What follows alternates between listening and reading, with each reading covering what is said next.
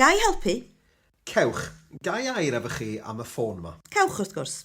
Mi brynes i'r ffôn 2 fis yn ôl yn y siop yma. Dydy o ddim yn gweithio o gwbl erbyn hyn. Roedd o'n ddrud iawn a dwi'n talu llawer am y cytundeb. Be di'r broblem? Mae'r sgrin yn dywyll pan dwi'n textio a dwi ddim yn medru clywed y llais pan mae rhywun yn ffonio. Dwi'n gweld. Mae o'n gwneud sŵn ping pan dwi ddim yn disgwyl clywed ping. Gai weld y ffôn? Cewch, wrth gwrs. Dyma chi.